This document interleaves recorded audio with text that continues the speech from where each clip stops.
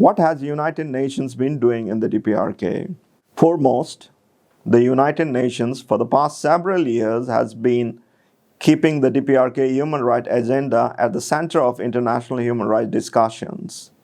It means that the UN and the international community continues to strive to bring changes in the human rights situation in the DPRK, to ensure that the government abides by its commitments to uphold human rights, and to ensure that people in the country can fully exercise their rights and can live without fear and with dignity. I will touch upon some of the historical developments with regards to UN human rights engagement in the DPRK. In 2004, the UN Commission on Human Rights decided to establish the Special Rapporteur on the situation of human rights in the DPRK.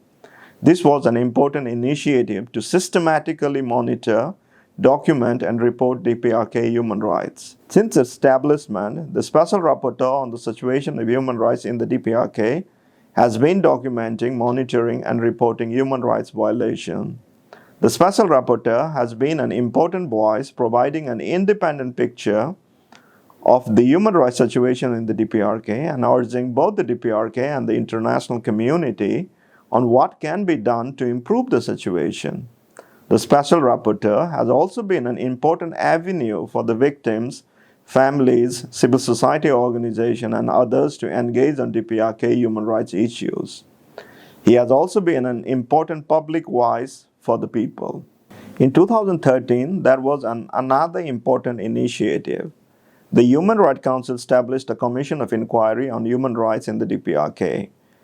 The Commission of Inquiry undertook an extensive assessment of human rights situation in the DPRK. In its groundbreaking report in 2014, the Commission of Inquiry concluded that there are reasonable grounds to believe that crimes against humanity had been committed and continues to be committed in the DPRK. Given the gravity and scale of the violations in the DPRK, the Commission of Inquiry called for the international community to address the human rights situation in the country, including referring it to the International Criminal Court or establishing similar mechanisms. The COI presented to the world how bad the human rights situation is in the DPRK and on the need for the international community to join hands to pursue accountability for the serious human rights violation and the crimes committed in the DPRK. Following the COI report, the General Assembly has since been discussing DPRK human rights issues and presenting recommendations on an annual basis. The Security Council has also been discussing DPRK human rights issues on a regular basis, although for the past couple of years, that has not been the case. This demonstrates that the UN remains concerned about the human rights issues in the DPRK at its highest level and continues to engage with the DPRK to bring changes. OHCHR is also focusing on accountability. The office has legal experts who analyze information from the legal perspective, engages with victims and their families, and develops strategies for pursuing accountability for human rights violations in and by the DPRK. It has established an information and evidence repository of the DPRK human rights issues, which will be useful for future accountability processes, including truth-telling and reparations.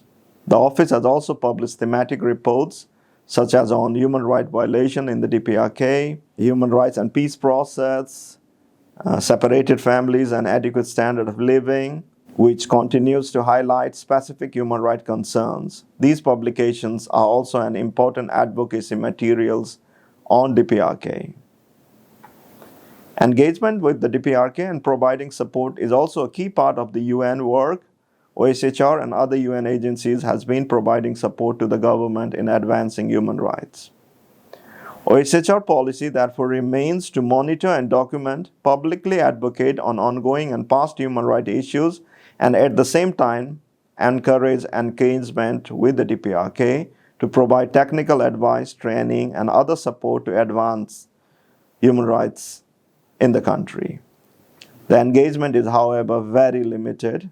We continuously urge the DPRK to be more open, to engage with UN human rights mechanisms, including with our office. The UN as a whole is trying its best to understand human rights concerns of the people, assess them independently, and engage with the DPRK publicly or privately to advocate for changes. To a certain extent, it has also been a go-to place for the people of the DPRK when their human rights are violated.